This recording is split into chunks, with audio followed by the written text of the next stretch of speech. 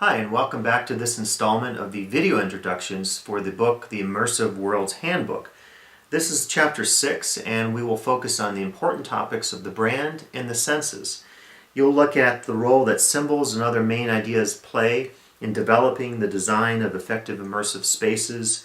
We'll talk about the incredibly important role that the brand plays in the immersive space. And we'll focus on the use of the senses and how the senses can really bring a space alive and make it more meaningful to the guest. As I develop the first part of this chapter, I talk about big ideas, and specifically the big ideas that often guide the design of a space. For example, if you're creating a museum, that museum is going to have a specific focus, and so this big idea is often the key that guides the whole purpose of what the guest experiences from the minute that they enter the place to the minute that they exit it. And one of the key ways, I think, for me to develop big ideas is to use symbols and what are sometimes called memes. And memes are kind of a fancy term that simply means an idea that is really key to us or something that replicates itself over time.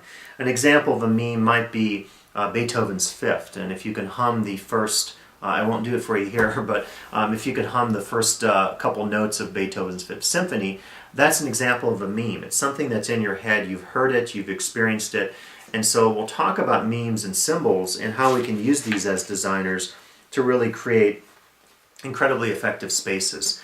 There's a chart that you'll encounter early on in the chapter, and I talk about some of the main symbols that you'll see in space. For example, we talk about color, various cultural symbols, physical features. How can you not go to a Disney theme park and not see incredible vistas and physical features that immediately establish both a sense of perspective, direction, mapping, architecture to that space, and also, as a guest, give you a key sense of what that space is saying. If you see, a Himalayan mountain or, another space like that, a tree of life, you know exactly at that moment that something's going on in that space, and you have a good sense of what that is.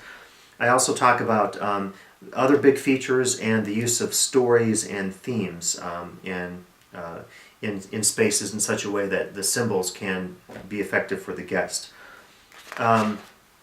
Moving on from there, I give you an application and I ask you to come up with some ways that you could use symbols in a space as initial ways of creating a sense of attraction between that space and the guest who visits it.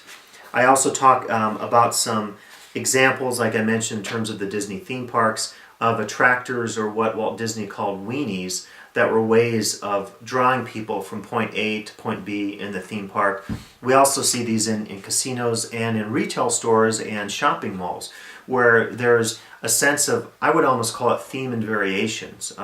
If I go to Caesars in Las Vegas, I go from the restaurant, I go to the next space, and as I'm moving between those spaces, there's something in between that basically acts as a transition, much akin to a cut or edit in film, where I'm being led from one part of the story to the next. And these are, I think, quite key in terms of contemporary spaces and the kind of spaces we design. Ideas of the mind focuses on how some of the key ideas that guests have when they come to a themed or immersive space can make a difference in terms of your design of that space. For example, we have notions of freedom, discovery, adventure. This next one's really key: love, a sense of connection, a sense of the family, and the idea of loyalty. And I think what's really key about these is that if you involve some of these in your space, in a sense you have almost a ready-made or a foundation that's available to the guests because they already come into that space with those concepts in mind. And I think you'll find those to be pretty provocative in terms of thinking about your own designs. We then shift into the concept of the brand, and the brand is one of the key concepts, I think, that has really transformed the last 15, 20 or so years in terms of consumer spaces. You can't go to anywhere on the Las Vegas Strip, you can't go to a shopping mall, you can't go to really any theme park in the world that doesn't have a brand exposed out there waiting for you. Often we're experiencing that brand, and so this is what I talk about in this section of the chapter. I talk about what a brand is, I address some market trends, I talk about brand demographics. For example, if you're looking at how brands are marketed at kids, versus how they're marketed at adults. This is a real key issue of really making some decisions in terms of the design of your space. And then also give you some examples of some effective ways in which designers have emerged or rather incorporated brands within their own theme spaces. We're then really fortunate to have an interview on the brand space with Anna Klingman, who is the principal of Klingman Architects and Brand Consultants.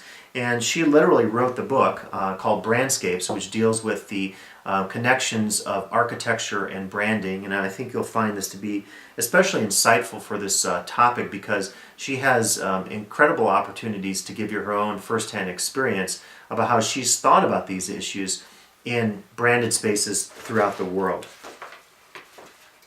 Moving on from there, from our discussion of brands, I give you a short field journal example or exercise. When I was in Germany, I had the opportunity to stay at the two of the 25 Hours hotel chains. One was kind of eclectically themed with different themes. The other one was specifically themed with the Levi's brand. And so I give you kind of an evocative take on what I experienced as a guest to those spaces, basically, because I was there enjoying them as anyone else would. Next, we have another interview with Thomas Muderlach, who is the general manager for BMW Welt in Munich, Germany. And he's talking about the idea of the brandscape. He reflects on his experiences opening up BMW World, which is a multi-sensory, multi-experiential brandscape experience. And he talks about how it represents the brand. He also discusses how guests can better connect to the brand and how they can develop a space that guests truly enjoy. And I think a key personally on some of the new branded spaces I see in this regard is, as designers, to encourage you to create spaces that really don't hit the guests over the head so heavy with the brand.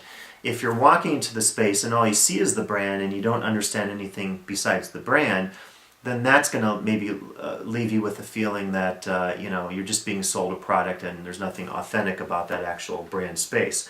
Kind of related to this is the next topic I cover, and this is the idea of the values or associations that people have with brands. Whatever your favorite brand might be, it could be Apple or Nike, you probably have particular reasons why you target those brands, why you shop for those brands, and often I would say it's because of the associations or values that those companies have very effectively created, often in the spaces like the Nike Town spaces that exhibit the brand and take it really beyond itself. They take it to the level of life and the level of how the consumer connects with that brand. The next big section focuses on the senses, the power of the senses. And here I talk about the main senses and how they're used in different spaces, ranging from taste to smell to touch. I talk about the idea of framing, or specifically how you can use the senses to literally frame a space. Just like a picture frame would frame the artwork in a gallery, we could think of how smell or taste or touch could frame a particular moment or a particular experience in the narrative, in the story that you're telling within your themed or consumer space. And I'll talk about some practical ways that this happens. I'll talk about the power of the senses as they're used in a space. And then this is particularly exciting, a real expert in this arena.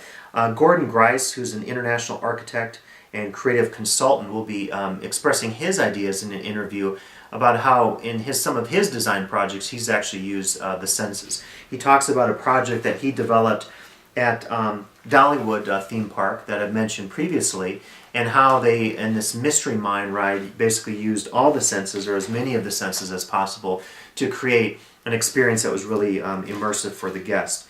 The chapter ends with a discussion of a trend, and I would call this total immersion. The idea of total immersion is you enter a space and everything in that space, every single aspect of the senses and how the brand is developed in that space draws you in as a guest. In a sense, you don't even realize, ideally, that you're actually in a created or designed space. You have the sense that that space is natural, as if it existed on its own before the designers themselves. And so I think you'll find this is a particularly important chapter for the fact that the brand and the senses are two of the most powerful and exciting new arenas in terms of themed and immersive spaces. Thanks, and talk to you soon.